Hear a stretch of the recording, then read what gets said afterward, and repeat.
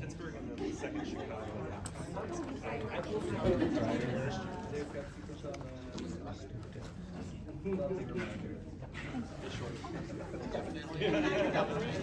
That's where out this year. Test. Yeah. You might have to pop up with you. Yep, there we go. Yeah, if you need to, that's fine with me. Are we both in the frame on camera? No. Could you pull it back, please, so that we're both in it? Come on, cameraman. Come on, Tony. Looks like y'all are both in it now. Okay, wonderful. Hi. Once again, y'all can all hear me back there. I kind of want to, it's test. There we go. Now, I can hear me back there. Can you still hear me back there? Yes. Can you hear me well? Okay. Great. I'm so grateful that y'all are here. If at any point you need me to slow down because I'm talking too fast, let me know. I don't think I will be because I took my medication today, so we are good. Welcome to the What Makes You Bloom workshop, based on my book that I wrote. This is the best thing I've ever, yes, it's so gay looking. I think that this is probably one of the best things I've ever written. I said that about my last book too, and I still feel the same. It is different. The first book was called Bad Theology Kills. If you don't know that one, you can also pick it up upstairs. It's about the theological side. Like when I first came out, hold on, back it up. Who the hell am I? Hi, I'm Kevin Miguel Garcia. My pronouns are they, them. I'm genderqueer. I use they, them pronouns most of the time. I really like they, them pronouns. And I think I'm gonna be experimenting with like making people use my pronouns. Which I don't know if any like other non-binary folks in the room just like, it's like, oh, it's not that big a deal, I can get over it. But like there's sometimes I'm just like my little nieces and my nieces over Christmas were calling me he, him, and it just really freaked me out. And so now I'm like, okay, I think I'm gonna experiment with asking for what I want. What a concept. Also, I can't scoot back anymore because the table will do bad things. Ooh, wait, if I sat forward, you could sit back. We'll be okay. Okay. We'll be okay. Thank you, though. Also, thank you to my interpreter, who I adore.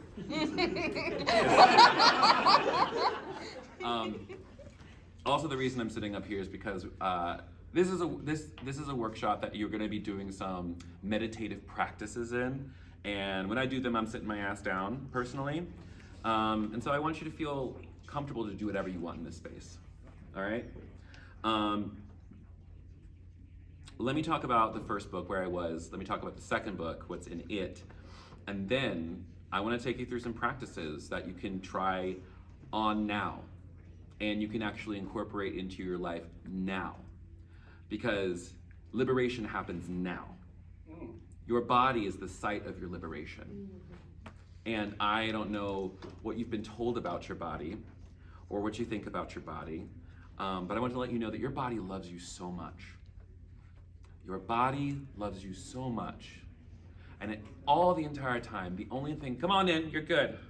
I'm still like blathering about the beginning part, so you're good. See, homosexuals, always late, you know? But that's me too, you know? I was, never mind. The ADHD is strong sometimes. First book, Bad Theology Kills. It was a t-shirt before it was a book, because I was trying to explain to my pastor at the time. I was going to a non-affirming church in Atlanta, Georgia, one of them hipster mega churches, you know, who's saying good, good father, and like, hey, we need to up the building fund because we're expanding into the city, and yada, yada. Like, super gay church, but not queer affirming, you know? They want to, you know, they cop our style, Because how many of those granola girl worship leaders like really like confused some of y'all? You know what I'm saying? But I was trying to explain to him why his theology was shit. I was trying to explain to him why being a non-affirming individual, meaning they believed that to be LGBTQ is a sin and needs to be repented of, why it was so bad. And I was like, because it kills. Because that theology, the belief that who I am is inherently flawed and needs to be repented of, drove me to try to take my life twice. And we all know someone who unfortunately is not with us anymore because of that. I don't know a single queer person who don't know some other person they lost. And so the reason, like, it boils down to it, I could give a trigger warning, profanity. I don't give a flying fuck about your theological position if it is not rooted in a relationship with real people. Because that's the thing. Non-affirming theology kills people. And that is the only reason you need to change your mind if you have a heart. And if you don't, that's fine. You just need to admit that you're heartless and go on with your life. I have no problem with that. But we just gotta be truth tellers. You know what I'm saying?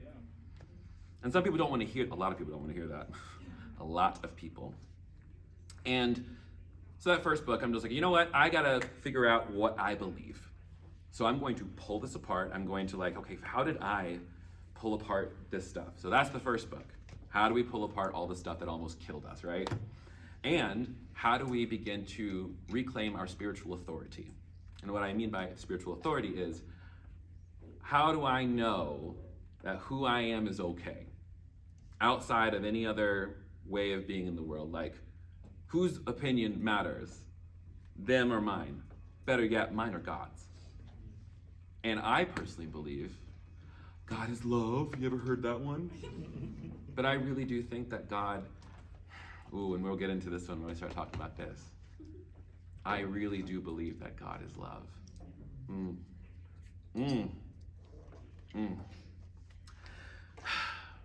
And so, as my faith fell apart, as it often does as a queer Christian, I started taking umbrage with the term Christian. I was like, oh, so you're a queer Christian? I was like, well, asterisk. You know, I'm a Christian, but. And for many, here's the thing. If you are a strongly identified Christian, I love that for you. Keep it. If it works, yes. You need it. We need good Christians in the world, right? If I am a Christian, I am not just a Christian. That is what I will say. Because my practices nobody's doing them in a church. Christians at large are not keeping the practices I keep. They're not holding the thoughts that I'm holding about the world. Said another way, they don't hold the same beliefs as I do. And I don't care. I don't care, because at the end of the day, what I do believe is that love, that source. What am I hearing? It's up here. It's in the speakers. Oh, God bless America. And nowhere else. Just kidding. Anyone know the reference? No. Okay, it's from a old movie. It was a parody of America. So that's in jest, by the way. That means a joke. It's not funny. Okay, moving along. When my faith began to fall apart and I moved away from the identity of Christian, I began asking the question, okay, how the hell am I gonna get in touch with God? Because I know God's real. I have experienced this thing, this ineffable love that I really don't have any words for. And however, I don't have access to it the way that I did before. Because I don't know about y'all, worship's a little weird for me these days.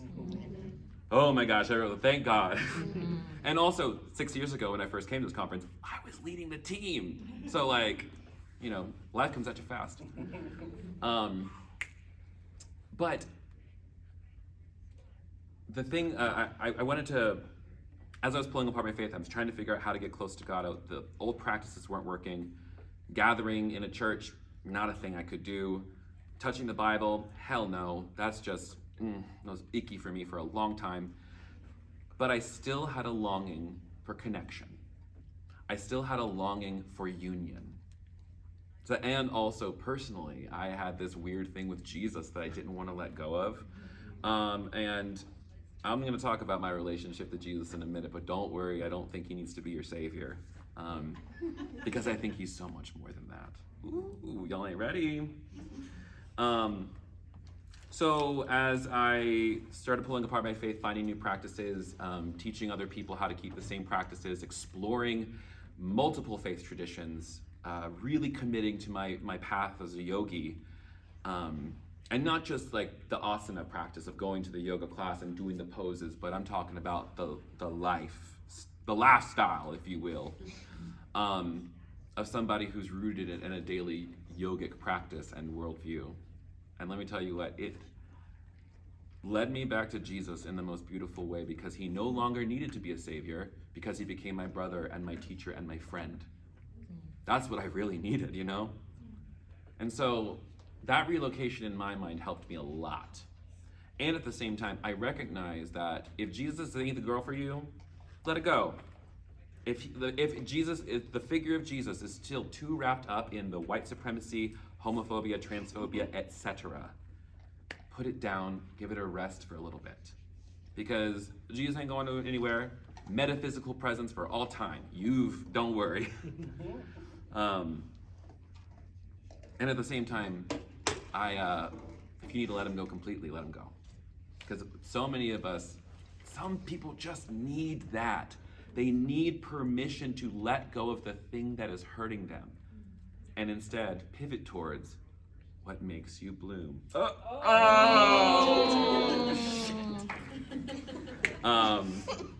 love it. Here's the thing, just being an old school evangelical preacher, we used to just like throw those things in there and like not say anything, but now I'm a goofball and I love being silly with it. So, second book, and what we're here to talk about, the actual things that are going to help us, right? Please finish this sentence if you can. For the fruit of the Spirit is... Peace, patience, kindness, goodness, faithfulness, gentleness, and self-control. All of you have trauma. Every single, but we knew that though. For the fruit of the Spirit is love, joy, peace, patience, kindness. I like to say generosity. I like that rendering better. I think it's in the NRSV that it renders it that way. Generosity, faithfulness, gentleness, self-control.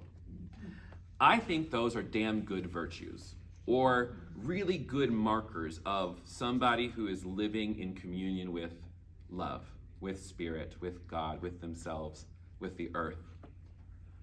And I wanted to know how to cultivate those things, because like, you know, you can, you can strip, like really like, that's the only verse I want to pluck and just really hold up as really a beautiful gem, even out of context. Because when I look at that, like think about the people you know who are the most self-controlled. What do you think about? When you think about the word self-control? Boring. Boring! What else? You hear self-control, you think? Rigid. Rigid. Restrictive. Restrictive.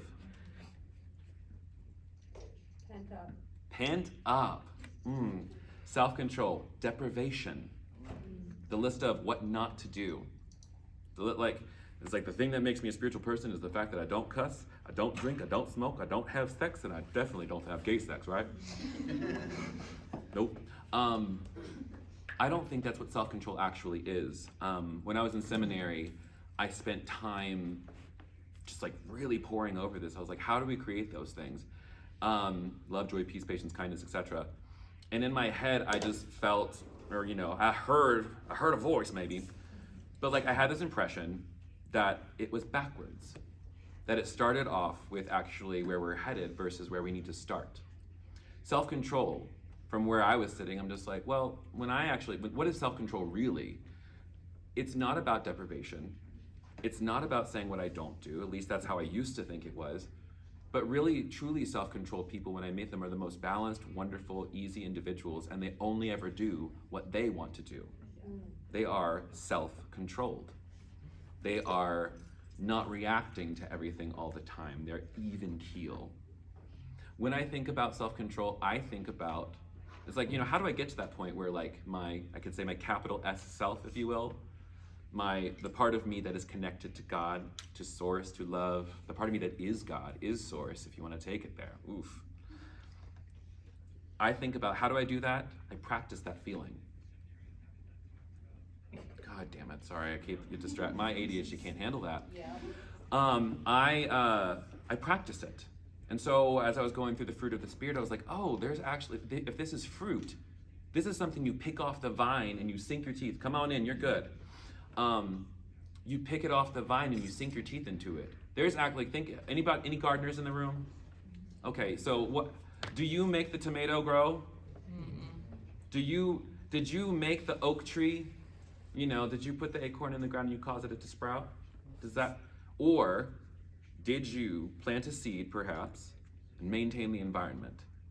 And then given the environment that you had, it produced fruit of its own accord because it has its own delicious intelligence.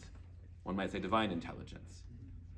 It's the same thing with you. You started off as a small seed, right? One cell who knew how to grow into a whole human. Insane. Just like, think about like how a seed turns into a tomato. And then I take that tomato and I turn it into a human. That's insane to me. When you think about gentleness, what do you think of? What did you hear? I saw someone's face going, Weakness. Weakness. Gentleness. What do you think of? Attentiveness. Serenity. Smoothness. Any negative connotations with it? With what? With gentleness? Passivity. Passive. Pushover. Pushover. For me, I've been told that's what a wife is We would say supposed to be. domestic, yeah. Domestic. What a wife is supposed to be. Proverbs 31. Anybody? Ooh, and everybody got triggered. Sorry. That's what I also thought. I thought that gentleness was, I am never allowed to be mad. I'm never allowed to access my anger. I'm never allowed to do that. And also, I'm not allowed to slow down. I can't be soft at all. Like, I have to work because this is capitalism, baby. And I've got bills. Like, someone asked me earlier, it's like, can I have your book for free? I was like, if you really need it, I didn't say it. Because I've got bills to pay. I've got a mortgage to pay. So please buy it. But what I think is so wild is that capitalism, the way that Tricia Hersey talks about it in Rest is Resistance, has bamboozled us into believing that we are only worth what we produce. What you produce must be labor that is deemed usable and valuable by society. And so if you are a disabled person, hard times for you to create something, especially if you have a huge physical disability. If you have immunocompromised disability, et cetera, et cetera, et cetera. But what Tricia Hersey taught me in her book, and also just her example as the NAP bishop, look up the NAP ministry online, and also read the book Rest is Resistance immediately. She says that rest is our birthright. She says that rest is something we can't afford to wait on. Yes, capitalism is never going to tell you that you've got time to slow down. No one's going to give you the space to do it. You must snatch it back. That is what your practice is. It's coming into rest. And as you are resting and you're easy with yourself, gentleness just becomes the way you are. Gentleness is the practice. Gentleness is actually what helps you have self-control. Being easy with yourself, not demanding more than what your body can give, ever. Loving your body no matter what. And how many of us have body issues? It's so annoying, isn't it? Especially, but let me tell you what, it doesn't have to stay that way for forever. The best part about all of these things, these seeming blocks to the awareness of love's presence, is that I think that you can remove them. I think that we do it a little bit at a time every single day. And I think that through stillness and through just like changing our minds about things, through allowing ourselves to be open to the flow of love that I think is always moving. I forget. Said another way, I'm always in love's presence. I just forget. I'm always in God's presence. I just forget. I'm always in my presence. I just forget. What would it be like to remember? And then what would it be like to remember again when you forget? And then when you forget again, what would it be like to remember again for the rest of your life? What would it be like to come back to your body for the rest of your life? For some, that is a scary prospect because I live here. It is an academic exercise, this whole theology thing. This whole faith thing is about believing the correct things. And what is a belief? Abraham Hicks would define belief as a thought you keep having over and over and over and over and over and over again, so much so that it colors your entire world. So think about it. The thought, God hates fags, pardon me. But that's what I was thinking. I was thinking, yeah, God hates me. God hates me. That's the thought. There's a practice I use. This is one of those things. So if you're taking notes, this is like one of the things I want you to take home with you.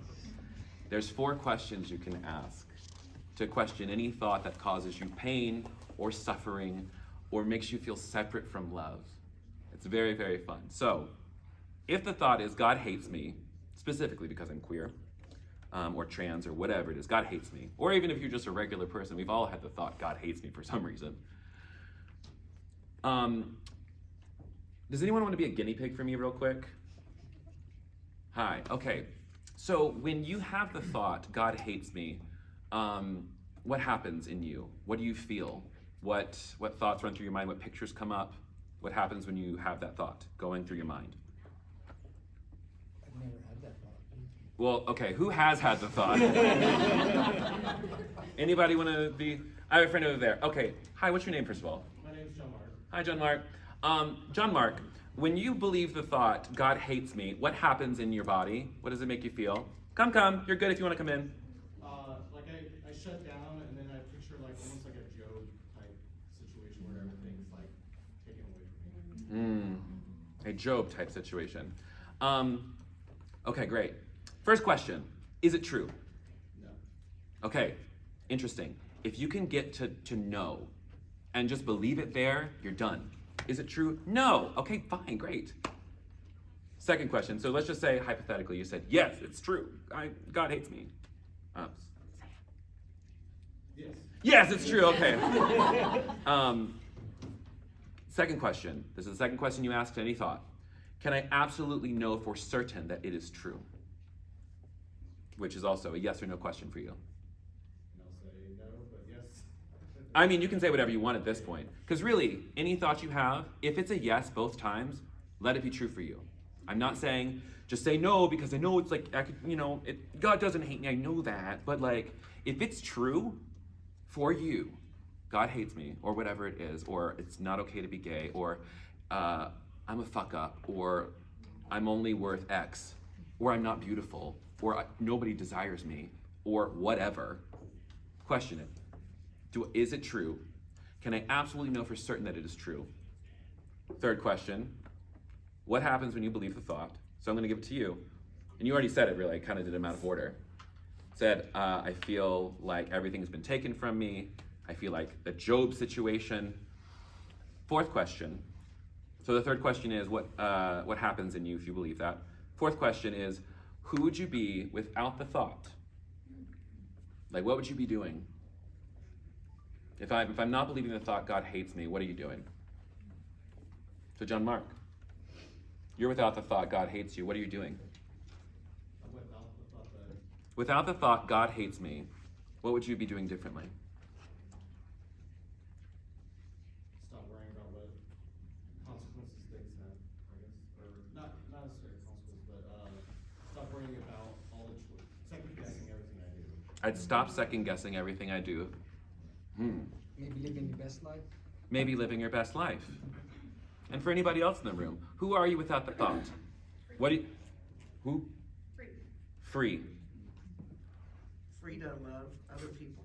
Free to love other people. Free to love yourself. Free to love yourself. Very good. Those 4 questions saved my life, totally revolutionized, because I can question everything. And if I can really just lean into these questions and just not judge them, not even judge my reaction, but just sit with these answers and be like, the only reason I've had this thought for so long is because it's practiced. The only reason I felt this way for so long is because it is practiced. And so what do I need to do? I need to practice a better thought. So now let's try on the opposite thought. God loves me. Oh my God. Better yet, I love me. I love me. Just try it on for a second. You don't have to believe it either. But if you believe the thought, God, I love me, what's different? What does that bring up for you? What happens in your body when you believe the thought or think the thought or hold the thought in your focus, I love me, or God loves me?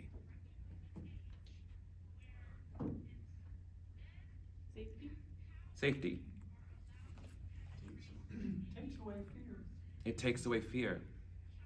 I feel a joy that other things don't provide. I feel a joy that other things don't provide. I have value. I have value. Confidence. Confidence. One more time. It's magical, like my life is now a fairy tale. It's magical, like my life is now a fairy tale. Relief. Relief. Congratulations, you just meditated. A lot of people think that meditation is like, I gotta sit and I gotta empty my mind and give it all to Brahman. That was not speaking in tongues, by the way. Another trigger warning, sorry. Trigger warning, speaking in tongues. Ugh, those tricky tongues. Sorry, my mind. What I do when I'm working with other people, when I'm specifically students, clients, whatever you want to call it, I teach meditative practices to help individuals get in touch with this and also like start to question all of the ideas that comes up. Because what happens over time is like as you keep a practice a little bit every day to connect you with that feeling of love, or maybe even the thought that I love me, I dare you to meditate on that for 2 days. Just 2, see what happens. That's what we're gonna meditate on in a little bit. But I swear to God, you give yourself just a little bit of time. Even 5 minutes a day is enough to change your life. A Course in Miracles says that 5 minutes a day is enough to give our mind, or give God access to our mind so that God can actually lead us, if you are that kind of person. Said another way, 5 minutes a day can give you access to the wisdom that is so deep inside, underneath all of your anxious bullshit thoughts. All of the mean thoughts you have about yourself. All of the things, all the stories that have been placed on you. You give yourself just a little bit of time to get underneath that, to get in touch with who you actually are. I mean, what could happen? Something wonderful, I imagine. Where are we at now? Perfect.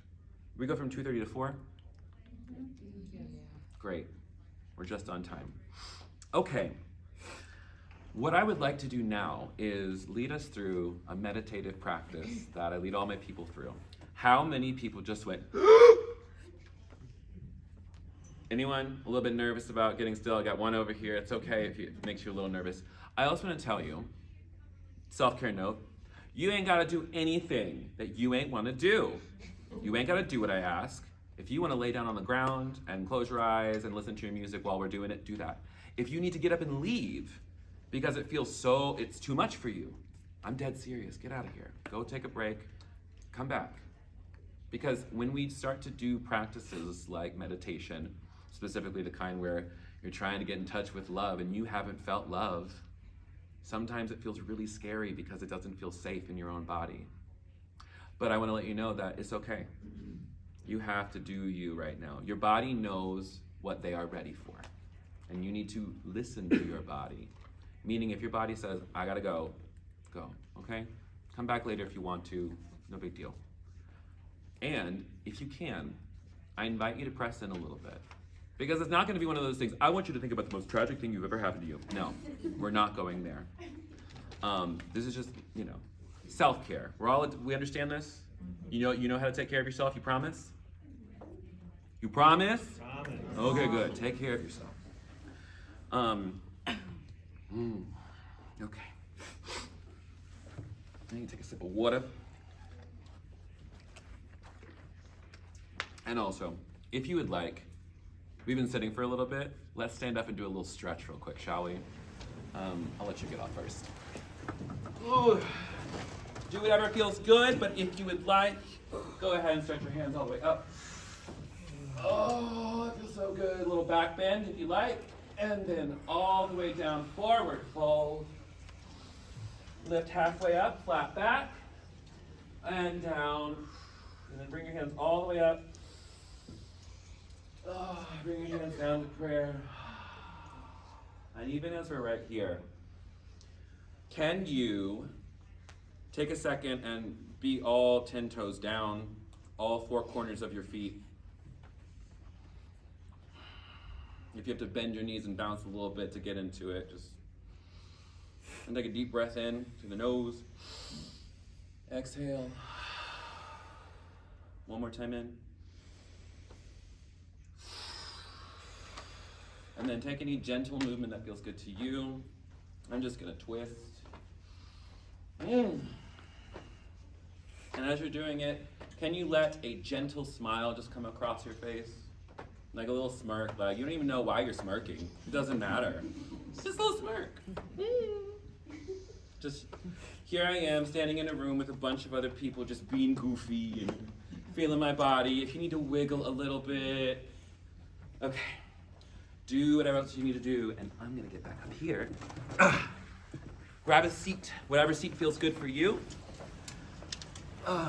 You can lay down on the ground if you want to. Test 1, 2, we good? Great. I'm a big fan of silent meditation because that's how I roll, and that's also how I was taught. That's how I teach. I also will put a background track of just some like nice woo-woo vibey ass music. You gotta find the thing that's gonna be good for you. So, cause some people they're like, oh, I can't do this. I can't do sound.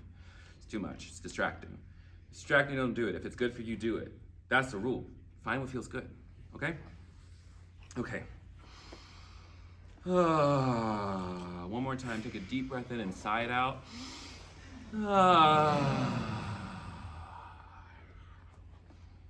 You know, you can make some circles with your nose, rolling the shoulders back. And then as you're ready, unless you, obviously if you need your eyes to communicate, you don't close them. And if you can hear my voice just fine, feel free to either find a gentle gaze in front of you, or you can gently close your eyes. Let your hands fall wherever they fall. You can put them right in your laps. You can put them palms up, face down. Just what feels good. And gently let your breath just deepen.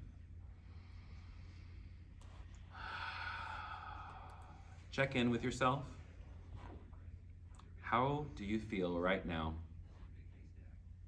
Take a second to hear the sound of your own breath. Take a second to even tune into that sound of that speaker for a second and just hear it. Because once we hear it and acknowledge it, then we can come back to the breath. Oh, and we'll not tap the microphone. Let yourself be easy. Let your mind do whatever it's doing. I want you to let those thoughts run wild if they're feeling wild. Let them spin around as quickly as they're spinning, and take another breath.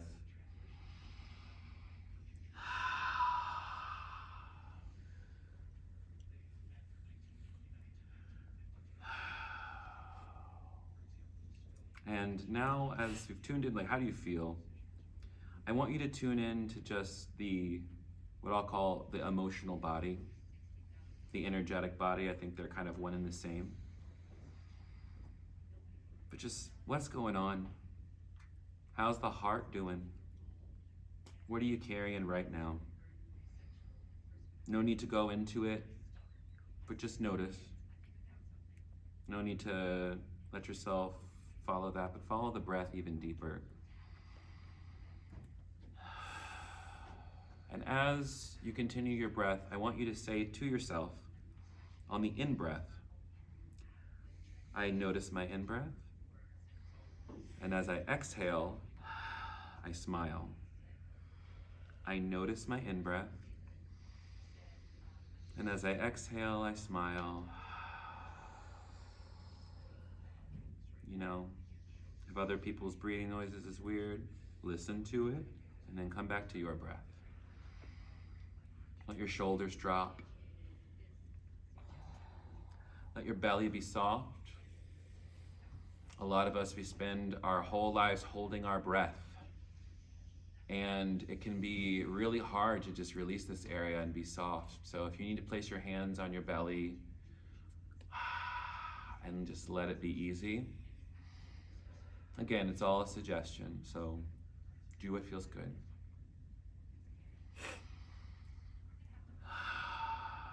And then beginning at the very top of the head, I want you to notice and start scanning down. Where is the tension?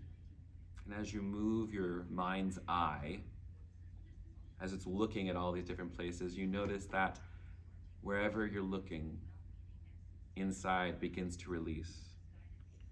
The small, little micro tensions in your scalp, they release. Your face, your cheekbones, your eyes, your jaw.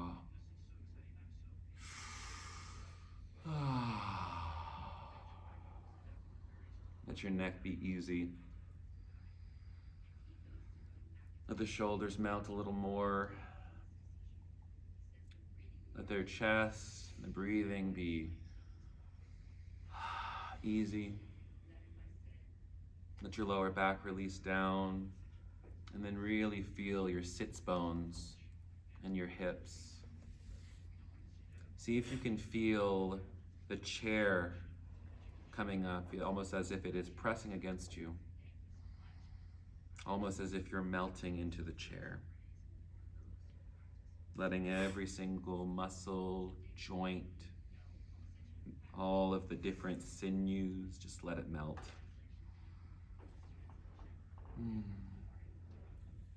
Nothing to do right now, nowhere to be but here. I notice my in-breath, and as I exhale, I smile. Just stay with that for a few breaths. And even if you hear the speakers, just stay with the mantra. On my in-breath, I notice. As I exhale, I smile.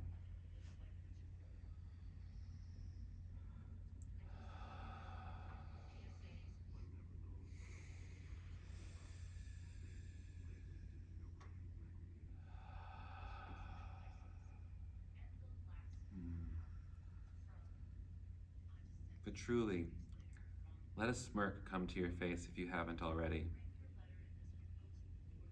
Let yourself be easy. Because as you come into this space, your body knows how to relax. Relaxation and peace is your natural state. Our stress management systems, that is the aberration. This peace is our default.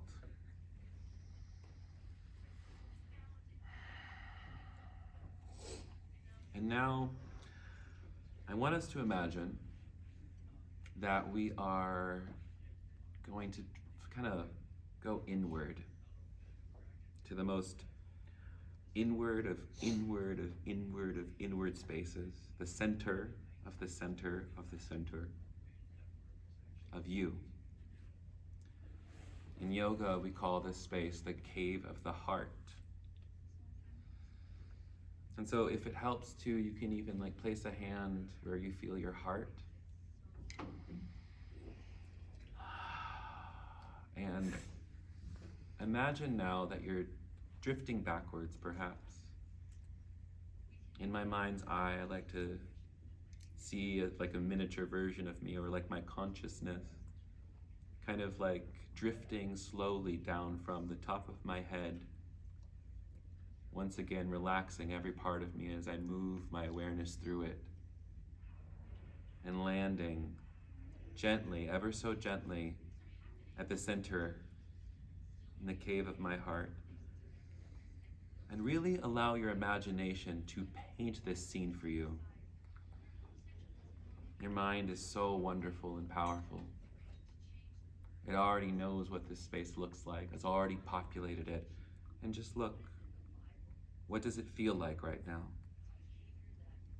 A little cramped, a little dingy, or maybe it feels delicious and open and expansive with some of the love you felt. But just notice what's there. And as you breathe in, can you breathe in what you need right now? Can you, as you breathe in, can you let your heart space expand? So as you breathe in, just imagine that heart space moving outward until it just fills up your entire body. As you expand, more tension is released. Maybe you're breathing in the peace that you've been looking for. Maybe you're breathing in a hope that you've been missing. Maybe you're just breathing right now and you're just like, I don't know what the hell we're doing. This is weird for me. All good. Whatever you're feeling right now.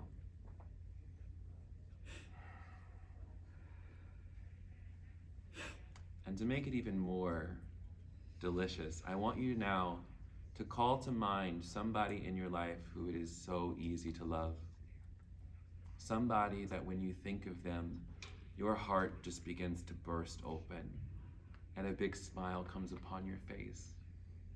And you almost sometimes feel like crying because you just love them so much and you have no other words than that. And just feel that love you have for that person or that pet or that thing, whatever that object of great love is. Just as you breathe in, let that love increase. So much so that your heart is bursting again, breaking open to birth a bigger version of your heart.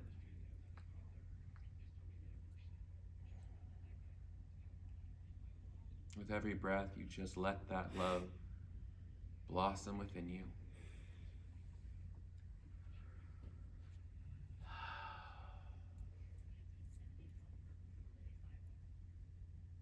And it almost, oof. And now, I want you to, in your mind's eye, as you're continuing to feel this very loving presence, if you want to, you can stick right there and just flow into that. But in your mind's eye, I want you to turn and I want you to see that there is a figure sitting there. And they're just chilling. And you can't quite see who it is, but you have to go a little bit deeper into the heart to go see who it is. And so as you take 5 steps towards them, I want you to just allow your breath to deepen and the body to relax a little further. So on step 5, you're moving closer. Your mind is at ease. This love is flowing. On step 4, you can see more details of this person and you can feel their love for you. And as you take step 3, you begin to get even closer and you begin to recognize the person. And on step 2, you see clearly now that this person sitting here at the center of your heart is you. It is the most blissed out, connected, delightful, happiest, loving version of you. To see yourself there, like totally chilled, without the stories, without the fears. And on step 1, I want you to come and just sit across from them. Just sit across from you. And just see that, feel that gaze of love. That same love that you felt for the person of great love and affection. Can you feel that same love being beamed onto you right now? Can you feel your inner self accepting you, telling you, oh my God, I love you? Can you hear your body saying, oh my God, I love you so much?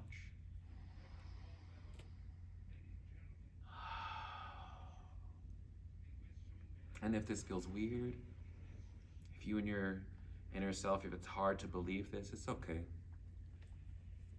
If it feels like it's really hard for me to be right here, right now, take a deep breath. And remember, if you need to take care of yourself, you're welcome to excuse yourself. You gotta do what you gotta do. But right now, as you sit across from this blissed out version of you, I want you to ask, or at least just listen with the question, what do I need to hear right now that would just change my life? What could I hear from love's voice right now that would be healing for me, that would encourage me, that would reconnect me with life, with my body? What do you need to hear right now? And if you have, I don't know what I would hear right now, let your imagination speak. Let your inner self tell you exactly what they think of you. And just for the record, your inner self is never going to be condescending or mean. It's never going to talk shit to you. It's only ever beaming love towards you. So take a second to just listen.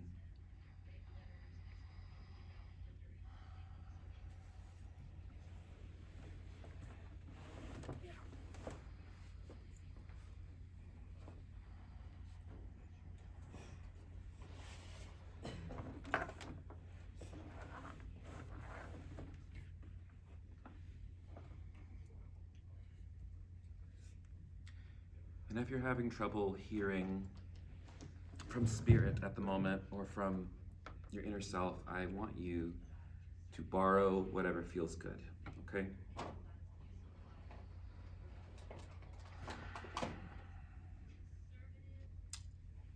There's nothing wrong with you. There is nothing wrong with you. There's nothing wrong with you. There is everything wrong with this world. So many hard things. So many things that you blame yourself for. Oh, but I don't. I do not blame you for doing what you needed to survive. I do not blame you for doing what you thought was the right thing.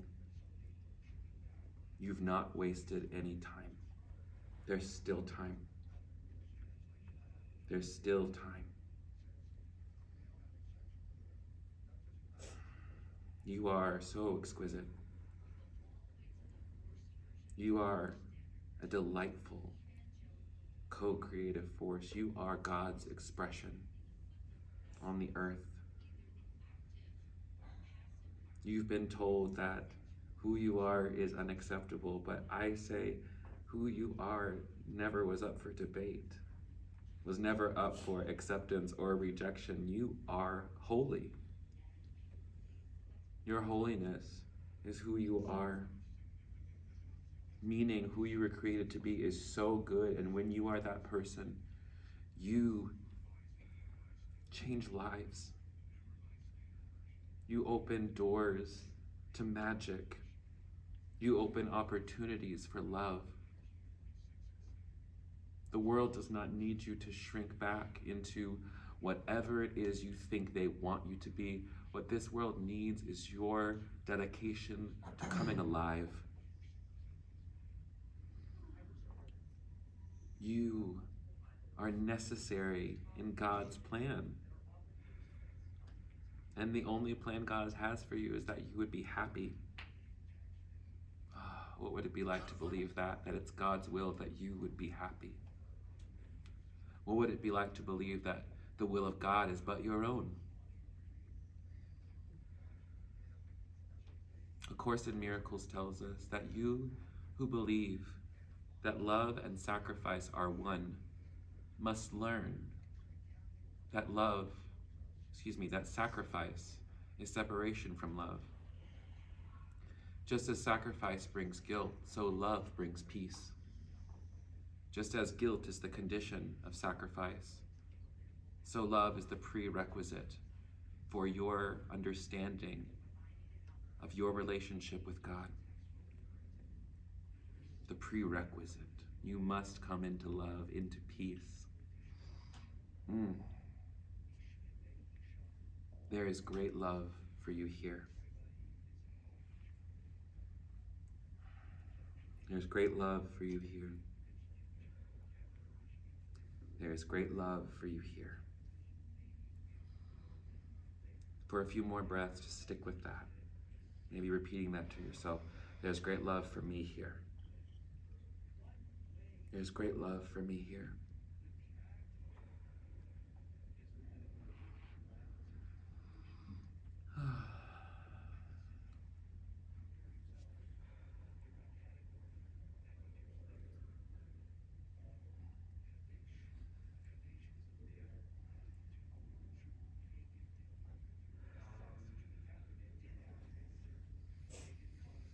You are God's wonder, fully made.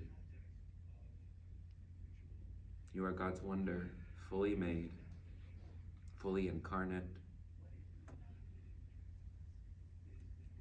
here on purpose. There is no separation from you, oh God, oh love. Will you convince me, persuade me that neither height nor depth, angels nor demons, powers nor principalities, nor things present nor things to come, can separate me from love. Not even the thoughts in my mind. Not a law that can be crafted by humans. Not a policy that a church can make. Nothing.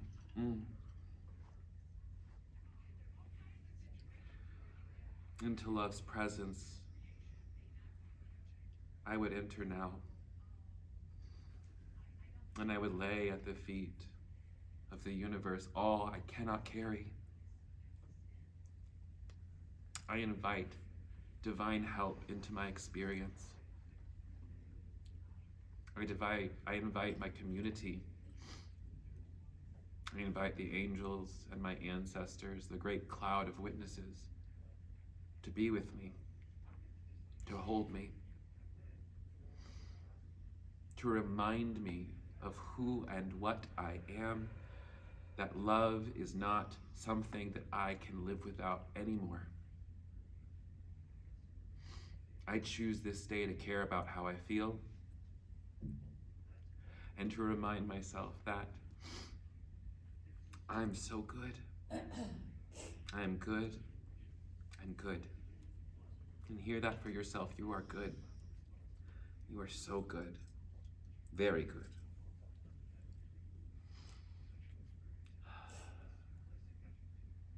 Take the deepest breath you've taken all day.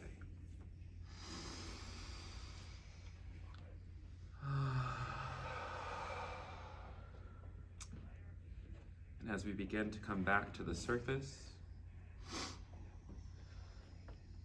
just let it move through you. Roll them shoulders if you need to. Make some circles with the nose if you need to.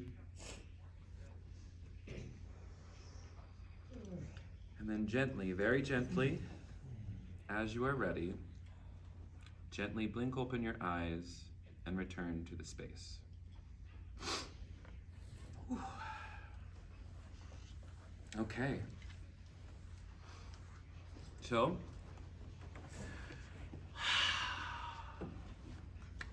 how was that? That was intense, Ma! Can I ask what was intense about it for you? You do not have to share if you don't want to, by the way. But if you... Well, personally, I have a lot of anger. I let myself feel anger and I got stuck. Oh, yeah. And so I'm working through it, and every time I let myself kind of go inward, I get scared because I don't want to get into that anger. So, yeah. I'm really grateful that you went there anyways. thanks. Yeah. Just to repeat, she said, I have a lot of anger that I tend to, I'm going to summarize, and if it's incorrect, you can correct me. There's a lot of anger in me, and when I go inward, I don't want to go back and feel that. So that's harder, therefore intense. Any other feels? What happened for you? Go ahead. Something I really resonated with that you said earlier was that the old practices, like for me, the way that I used to communicate with God, it hasn't worked for like 4 years. And I keep doing, you know, they always say, isn't the definition of insanity doing the same thing over and over and expecting different result? I keep trying the same thing, and I think for the first time, I finally realized I can't use that old practice because I'm not even the same person that I was when I was using the practice. That's it. So I can't expect that to work. And I'm gonna be completely honest. I wish you would. I didn't quite reach exactly in a perfect world what I was hoping to reach, but for the first time I started to see, if I think about it this way, I think it could work, which is the closest I've gotten in a really long time. Yes, the next best thought. Summarizing what you said, I have been unable to use the same practices I did because I'm not the same person anymore. And even though I didn't get all the way to where I wanted, it showed me that there is a path forward toward that. Yes, perfect. Thank you.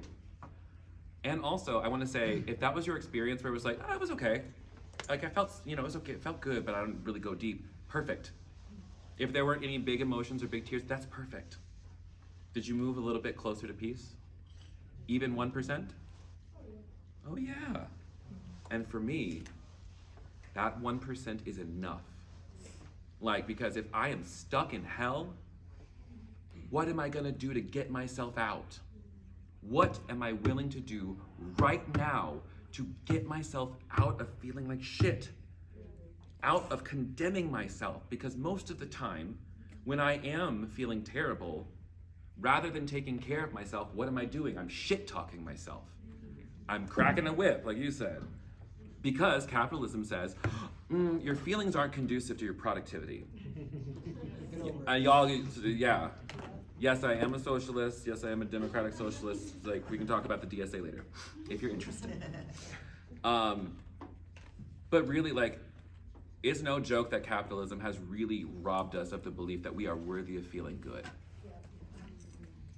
All of the systems of the world, white supremacy, transphobia, homophobia, name them, have taught us that we're not worthy of feeling good, and I believe that this is a step in reclaiming that. I think I saw your hand raised. Is that true? Yeah, I was curious, were your meditative practices influenced by St. Teresa of Avila? Mm-hmm. Yeah. Yeah, I felt a lot of the interior rooms and all of that. Yes. She's my question was some of your meditation influenced by Teresa of Avila? The answer is correct. Yes, it was. I'm a big fan of the Christian mystics, and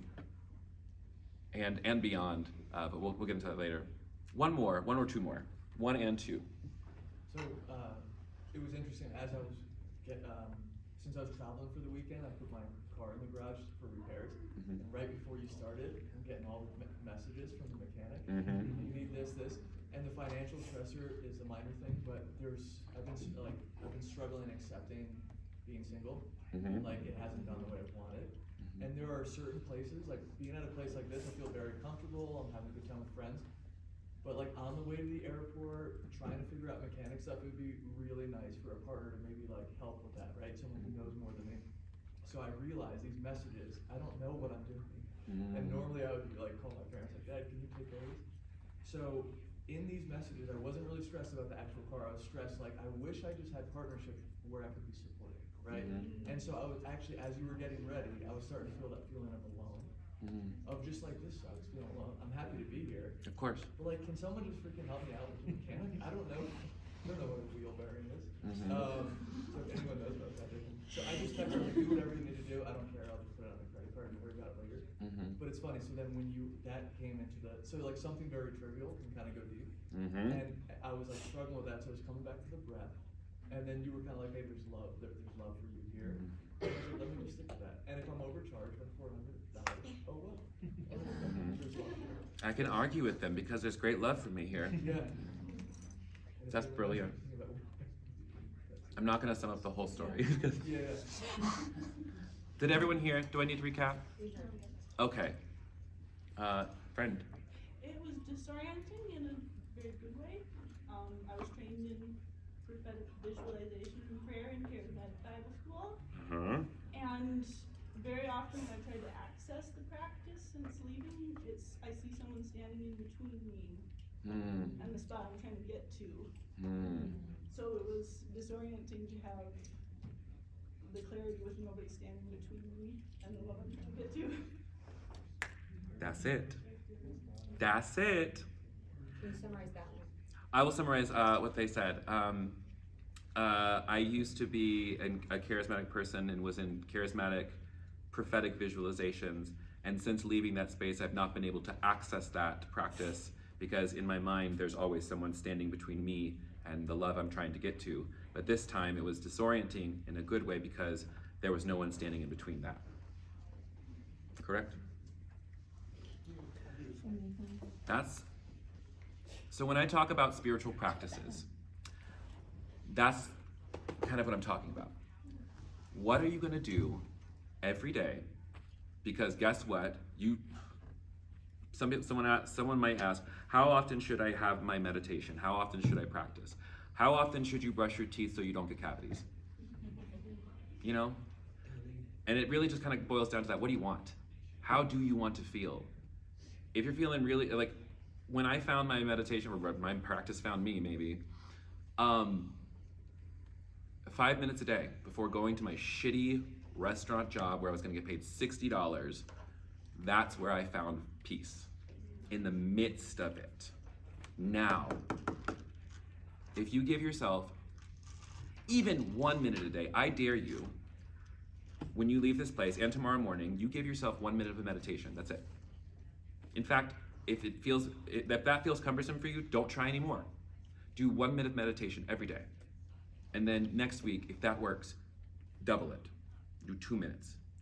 And then if that works, double it again. Do 4. And then if that works, do 5 or 6 or whatever feels good.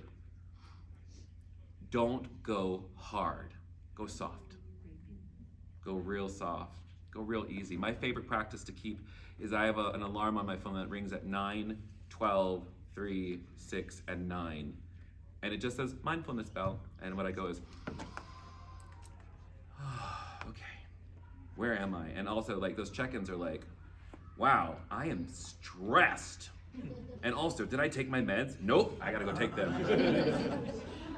Or, oh, I'm stressed. Can I take a minute to return to myself? Oh my God, I am sad. What do I need to do to take care of myself? Those microdose your peace, baby. If you can't, if you don't have 20 minutes to sit down or if you don't have a 20-minute practice in you yet, do little ones. Build it up. And also just to say, it doesn't just have to be this. It doesn't have to be a seated practice. I recommend for anyone and everyone a seated practice because everyone can sit and breathe. It's the most accessible thing many people can do and is like the most time-tested across religions. Everyone's got a stillness, mindfulness practice. So like, I'm not bullshitting you, okay? This shit works. And another reason I am very passionate about this is because what I think we're missing in the deconstruction movement. Sorry, how many of us were deconstructing before it was cool? Yeah, What is deconstruction? For those of you who don't know, the idea of deconstruction within, I'll say from my perspective, it is the idea that you are pulling apart the ideas and systems that you have kept for so long and have been influencing your life. It's the process of questioning everything that you've been through and probably the reason you're sitting in this room and not in another workshop. And so what I mean by that is like within like this group of people who find ourselves outside of strict Christianity perhaps, or even like you're on the edge of the inside even, I believe the thing that we are missing is actually really solid spiritual practice. Because question, yes, it was intense. Yes, it made me feel disoriented. And would you be willing to even try to go back to it for even 5 minutes to try and access that?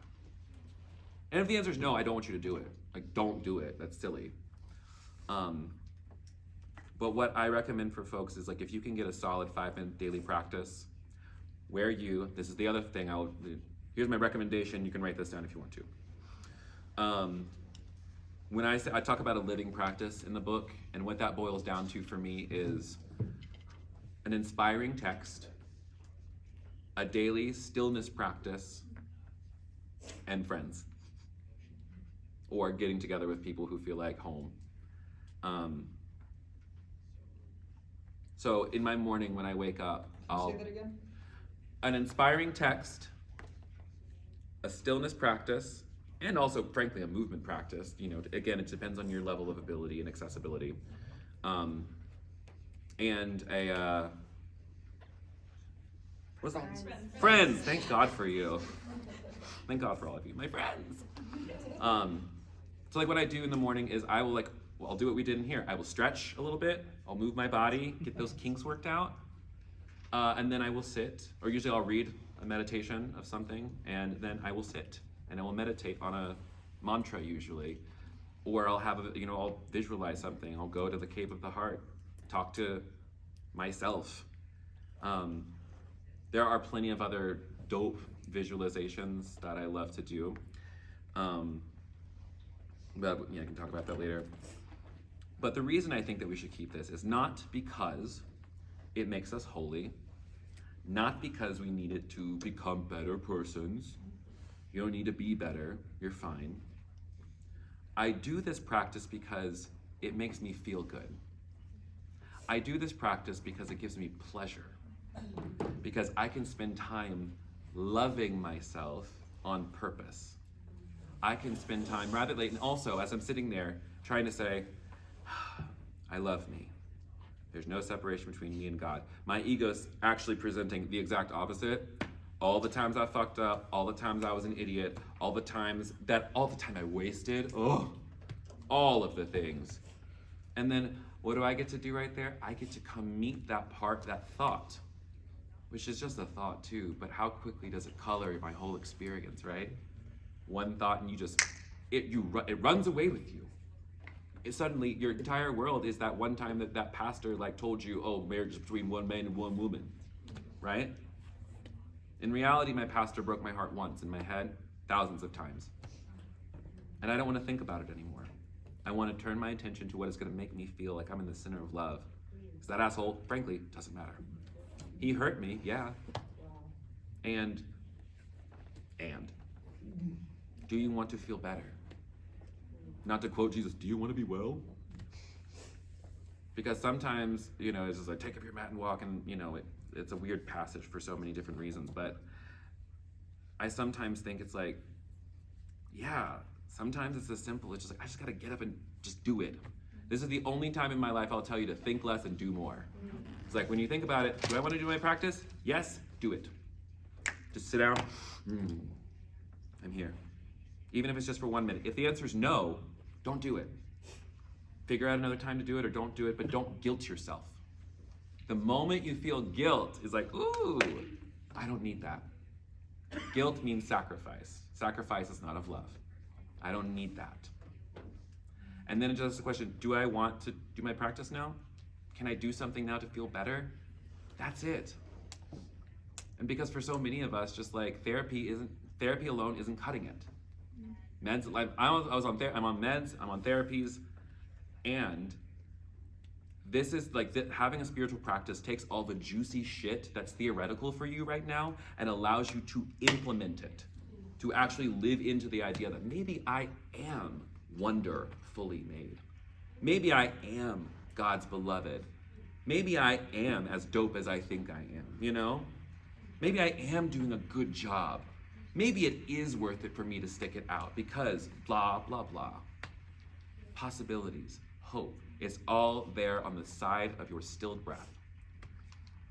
And so this is my thing. Just like if I were to evangelize anything to you, I don't care. Again, now I want to talk a little bit about Jesus because we got a little time. Jesus for me, I call him brother, teacher, and friend.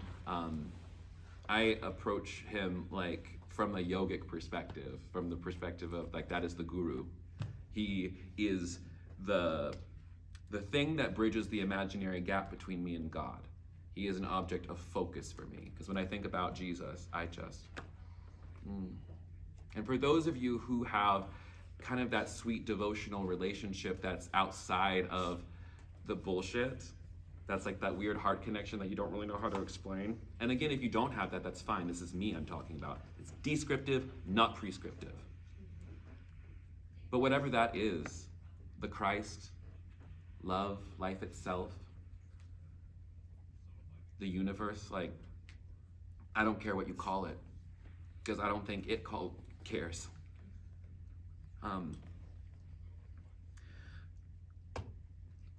So this book here, which I would really love if you would pick it up.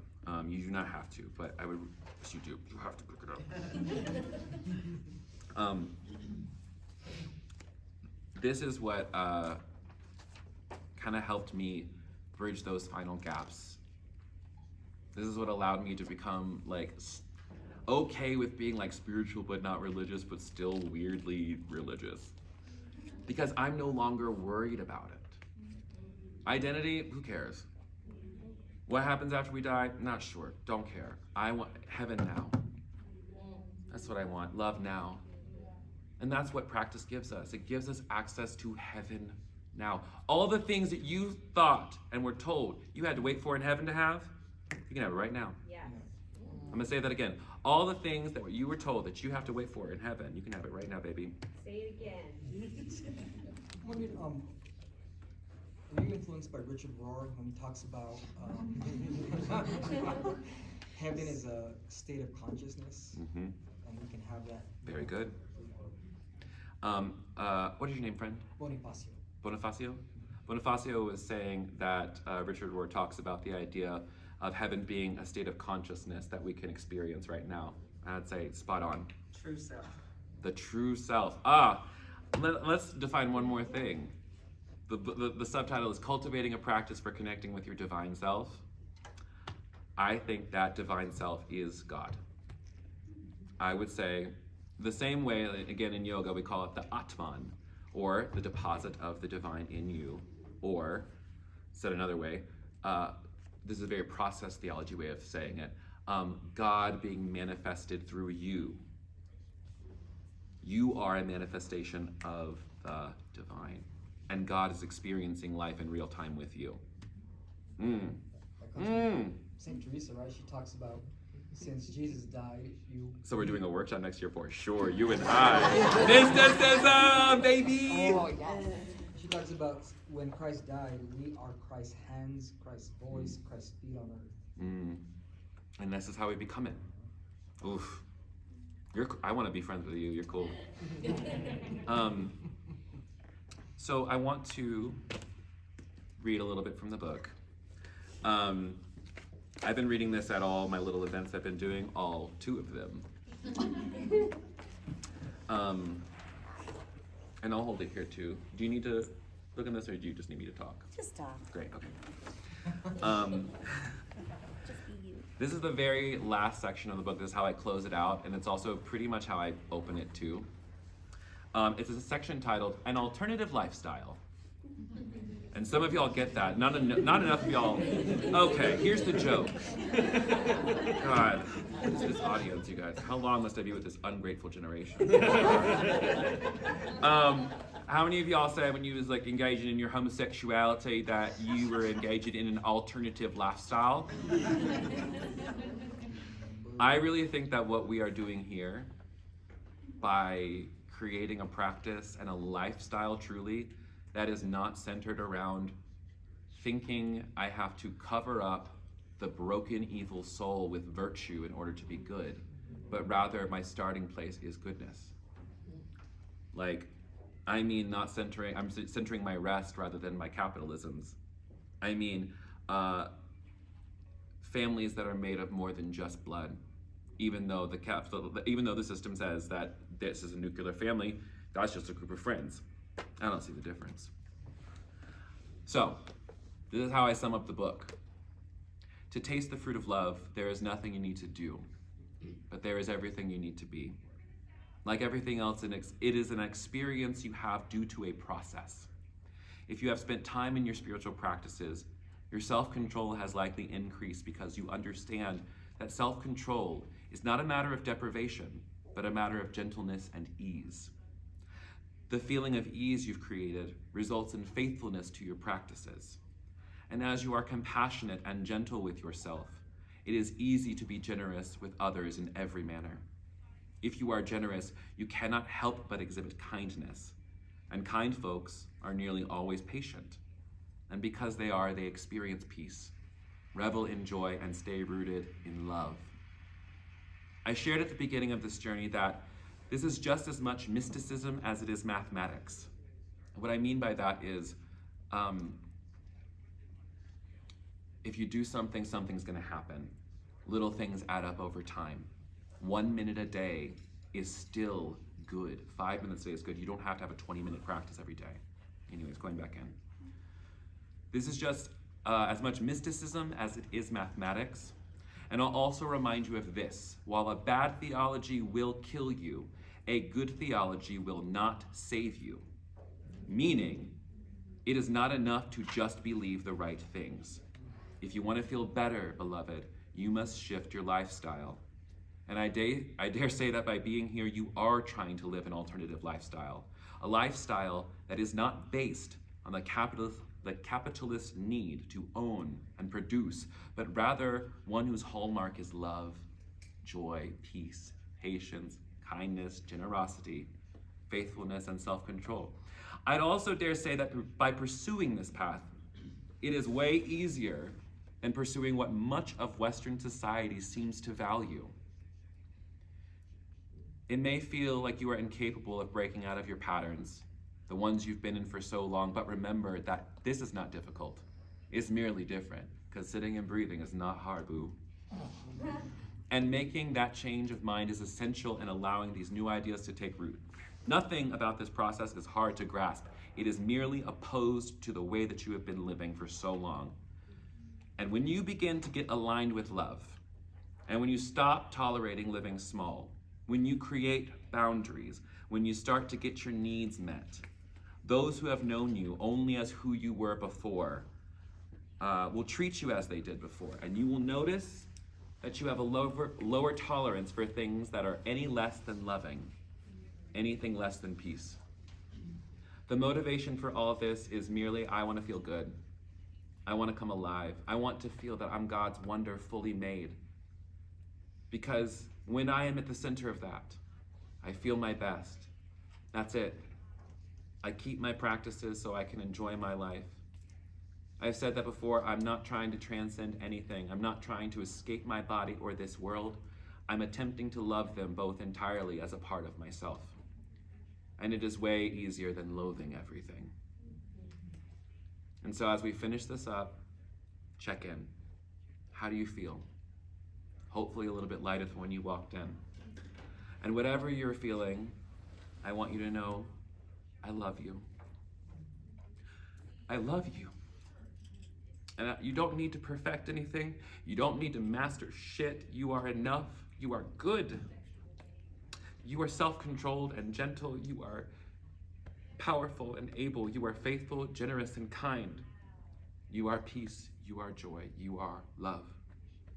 And I pray that you would begin a practice, very small and mighty, that you would devote yourself to the peace of your body, to your healing, and to the people who make you bloom, and to a lifestyle that grows you so abundantly that others can take joy in the beauty you create. And if you take nothing else from this, please tattoo this upon your heart. You are God's wonder, fully made. And you do not have to believe that. But you might be indescribably happy if you did. Thank you.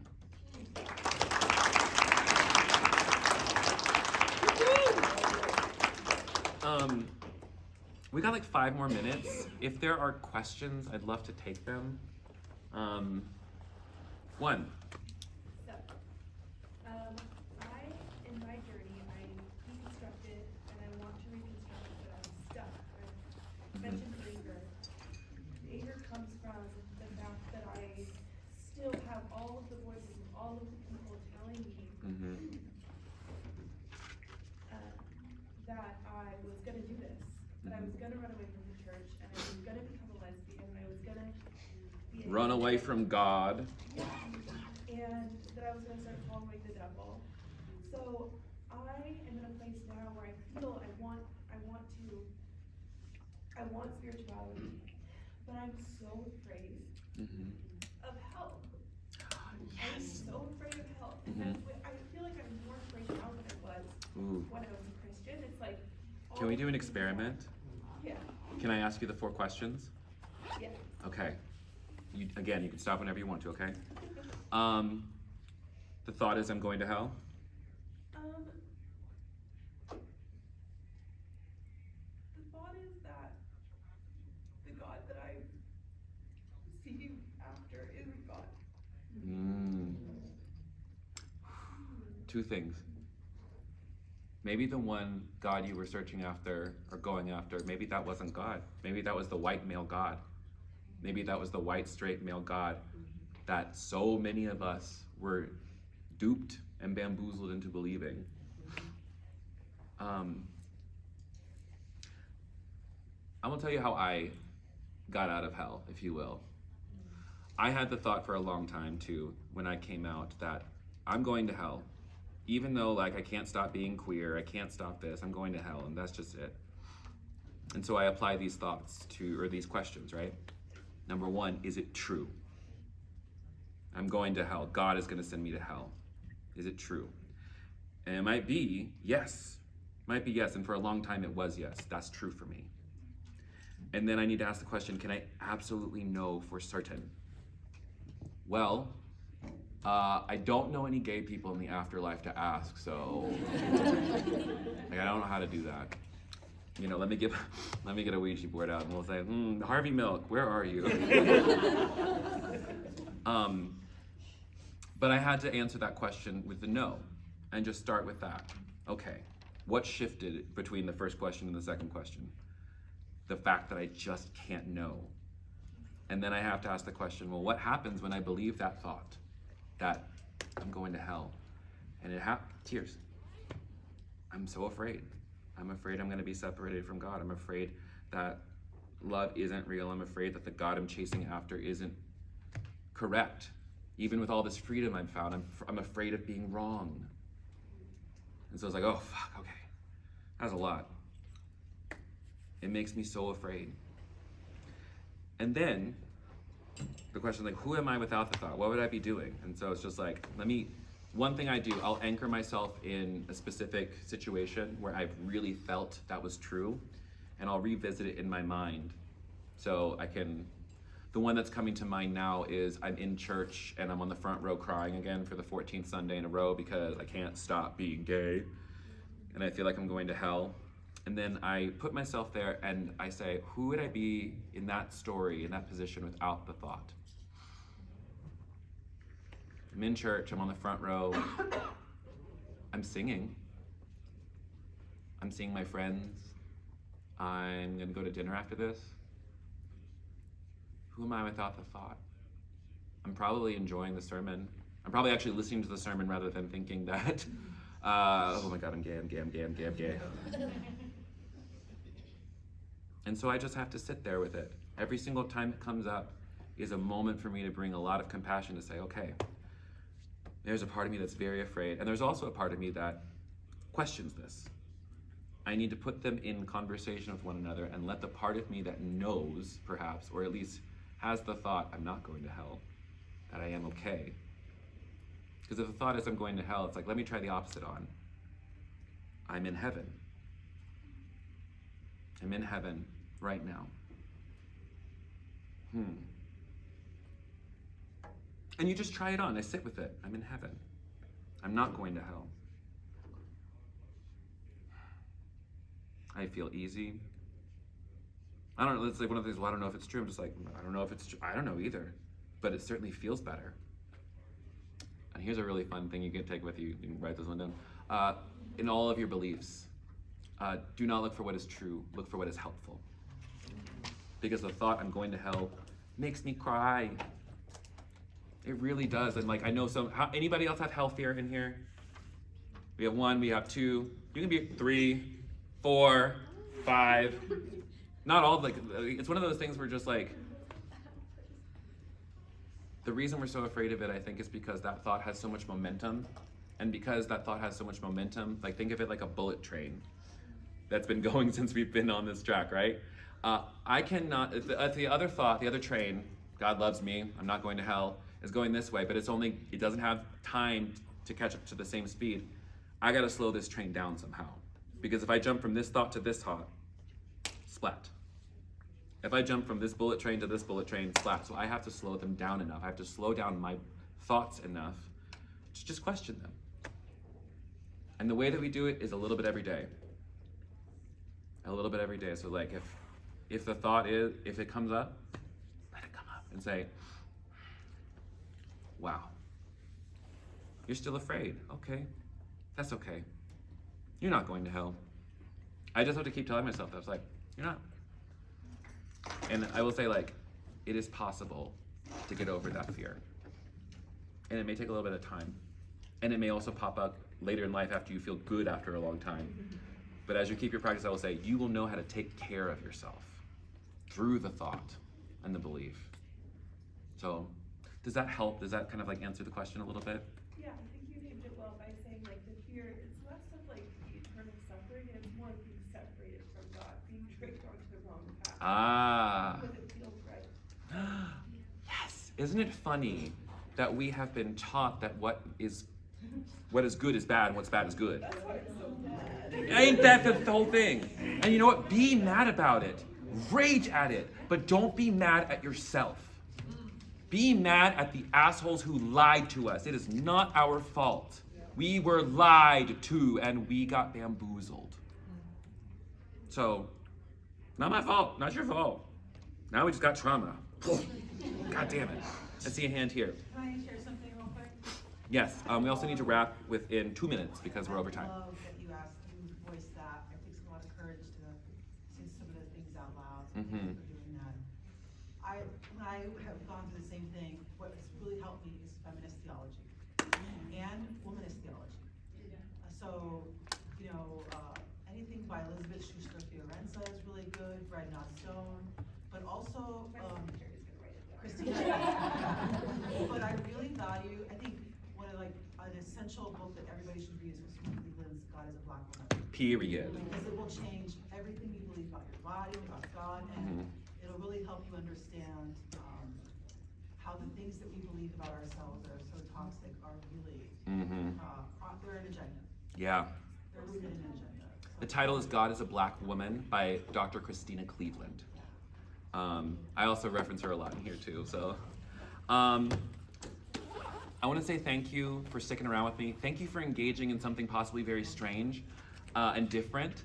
I am gonna scuttle upstairs in a second to stand by my table, and if you'd like to pick up a book, I'd appreciate it. I'll even sign it for you if it feels cool.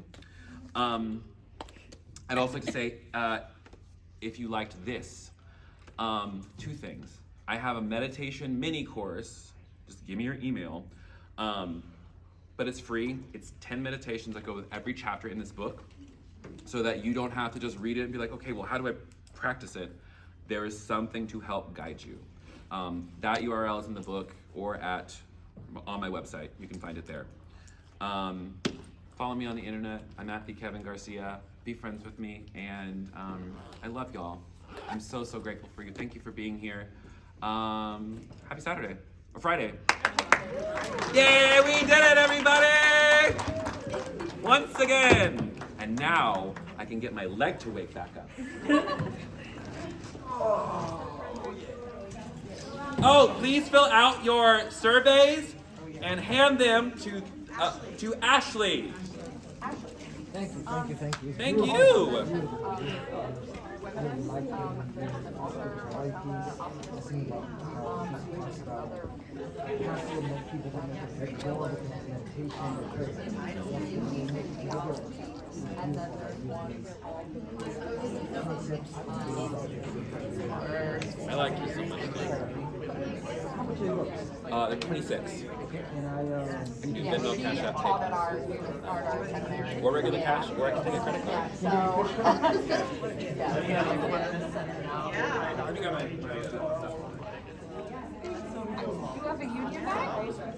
I just went and picked it up upstairs. Do you have any questions? No, it's okay. I feel overwhelmed with all of it right now. That's okay. Okay. It's all good, so no worries. My phone is right here. Just because I And stop.